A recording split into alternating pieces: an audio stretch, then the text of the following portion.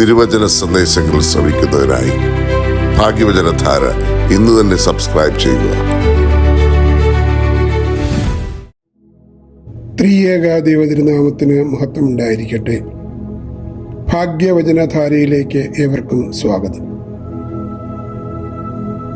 വിശുദ്ധ മത്തായി ശ്ലീഹായുടെ സുവിശേഷം 7-ാം അധ്യായം 24 മുതൽ 27 വരെയുള്ള വാക്യങ്ങൾ യേശുക്രിസ്തുവിൻ്റെ ഗിരിപ്രഭാഷണത്തിൻ്റെ സെർമൺ ഓൺ ദ മൗണ്ടിൻ്റെ ഉപസംഹാരമാണ്. ലളിതമായ ഒരു ഉപമയിലൂടെ മനുഷ്യൻ്റെ ഏറ്റവും ആഴമേറിയ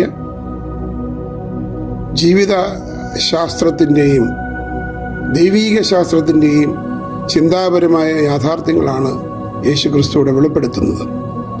പാറമേലും മണലിലുമായി പണിയപ്പെടുന്ന ജീവിതങ്ങൾ. എൻ്റെ ഈ വാക്കുകൾ കേട്ട് അതനുസരിക്കുന്നവൻ വിവേകിയായ ഒരു മനുഷ്യനോട് തുല്യനായിരിക്കും.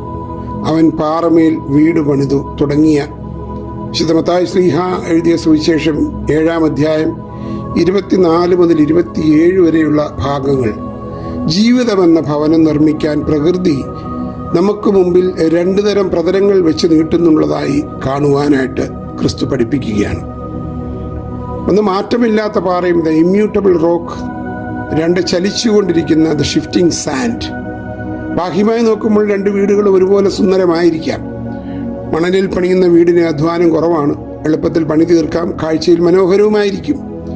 എന്നാൽ അതിൻ്റെ പരീക്ഷണഘട്ടം വരുന്നത് പെരുമഴ പെയ്യുകയും വെള്ളപ്പൊക്കമുണ്ടാവുകയും കാറ്റടിച്ച് വീശുകയും ചെയ്യുമ്പോഴാണ്. 2 ചിന്തകൾ പങ്കുവെക്കുവാൻ കർത്താവിൽ ശരണപ്പെടുകയാണ്. ഒന്ന്, നമ്മുടെ കേൾവിയും പ്രവൃത്തിയും, ദ നോളജ് വേഴ്സസ് ആക്ഷൻ. തത്വചിന്തയിൽ ഇതിനെ ജ്ഞാനവും ധാർമ്മികതയും തമ്മിലുള്ള ബന്ധമായി വിവരിക്കാറുണ്ട്. എന്നാൽ വേദശാസ്ത്രപരമായി യേശുവിൻ്റെ വാക്കുകൾ കേവലം കേൾക്കുക എന്നത് മണലിൽ വീട് പണിയുന്ന അവസ്ഥയാണ്.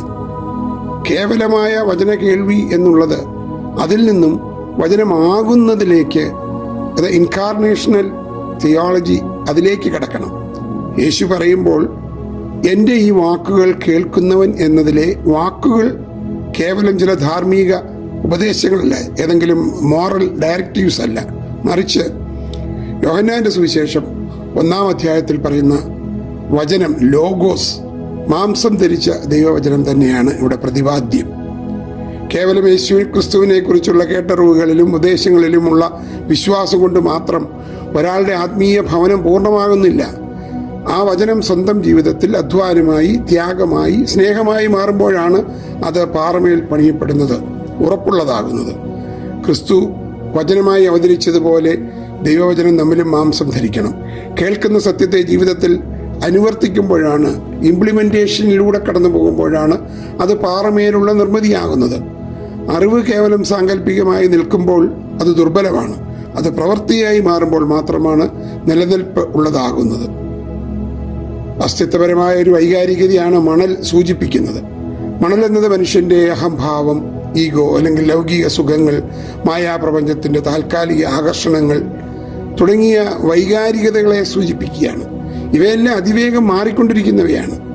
ഭൗതിക സാഹചര്യങ്ങളിലോ തിരിച്ചടികളിലോ അടിത്തറ ഇളകുന്ന ജീവിതമാണ് മണലിലെ ഭവനം. അതുകൊണ്ട് അത്തരം സാഹചര്യങ്ങളിൽ പണിയപ്പെടുന്ന ഭവനത്തിന് നിലനിൽപ്പുണ്ടാവുകയില്ല.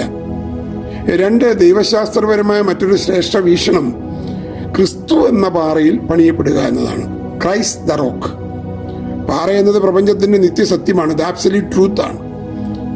ബാഹ്യലോകത്തെ കൊടുങ്കാറ്റുകൾക്കും പ്രതിസന്ധികൾക്കും തകർത്തു കളയാൻ കഴിയാത്ത ആന്തരിക ശാന്തിയാണ് ക്രിസ്തു എന്ന അടിസ്ഥാന പാറമേലുള്ള ജീവിതം.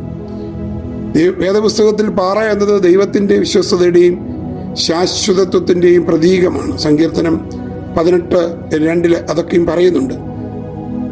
ക്രിസ്തു എന്ന ഉറച്ച പാറയിലാണ് നമ്മുടെ വിശ്വാസം പണിയപ്പെടേണ്ടത്. പാറ എന്ന പദത്തിന് വളരെ വലിയ ദൈവശാസ്ത്ര പ്രസക്തിയുണ്ട്.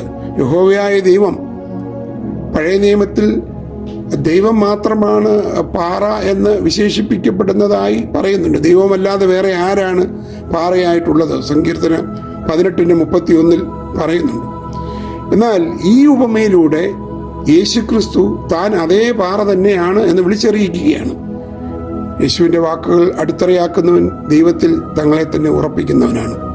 അപ്പോസ്തലനായ പൗലോസ് വ്യക്തമാക്കുന്നു, ഇടപെട്ടിട്ടുള്ള അടിത്തറയല്ലാതെ മറ്റൊന്നും ഇടാൻ ആർക്കും സാധിക്കുകയില്ല. ആ അടിത്തറ ക്രിസ്തുവാണ്. 1 കൊരിന്ത്യർ 3:11. ക്രിസ്തു എന്ന തെറ്റിപ്പാറയിൽ പണിയപ്പെടാത്ത ഏതൊരു ദൈവശാസ്ത്ര നിർമ്മിതിയും വിചാരധാരയും സഭാത്മക കൂട്ടായ്മയും കൊടുങ്കാറ്റുകളിൽ തകർന്നു വീഴും. ക്രിസ്തുവിൻ്റെ വചനങ്ങൾ കേൾക്കുക മാത്രമല്ല, അതിനനുസൃതമായി സ്നേഹത്തിലും കരുണയിലും അധിഷ്ഠിതമായ ഒരു ജീവിതം നയിക്കുക എന്നതാണ് യഥാർത്ഥ ആത്മീയത. നാം ദിവസവും നമ്മുടെ ജീവിതത്തിൻ്റെ അടിത്തറ പണിതുകൊണ്ടിരിക്കുകയാണ്. നമ്മുടെ സന്തോഷവും സമാധാനവും നാം കണ്ടെത്തുന്നത് എവിടെയാണ്? മറ്റുള്ളവരുടെ പ്രശംസകളിലും താൽക്കാലിക വിജയങ്ങളിലും ലൗകിക സുരക്ഷിതത്വങ്ങളിലുമൊക്കെയാണോ? എങ്കിലത് മണൽപ്പുറത്ത് വെക്കുന്ന വീട് പോലെയാണ്. എന്നാൽ ദൈവവചനത്തിലും നീതിയിലും പ്രതിസന്ധികളിൽ തളരാത്ത ക്രിസ്തീയ മൂല്യങ്ങളിലുമാണെങ്കിൽ അത് പാറമേലുമാണ്. ലോകം നമ്മുടെ ജീവിതത്തിൻ്റെ മേൽക്കൂരിയും ചുവരുകളും നമ്മുടെ ബാഹ്യഭംഗി മാത്രമേ കാണൂ. എന്നാൽ ജീവിതത്തിലെ കൊടുങ്കാറ്റുകൾ വരുമ്പോൾ നമ്മെ താങ്ങി നിർത്തുന്നത് ആരും കാണാത്ത നമ്മുടെ അടിത്തറ വചനാനുസൃതമായ ജീവിതം മാത്രമാണ്. ആയതിനാൽ കേവലം വചനകേൾവിയുള്ളവരായി മാത്രം തൃപ്തിപ്പെടാതെ അത് ജീവിച്ചു കാണിക്കുന്ന വിവേകമുള്ള ശില്പികളാകുവാൻ നമുക്ക് ശ്രമിക്കാം. പ്രാർത്ഥനാപൂർവ്വം നിർത്തുന്നു. ദൈവം അനുഗ്രഹിക്കട്ടെ.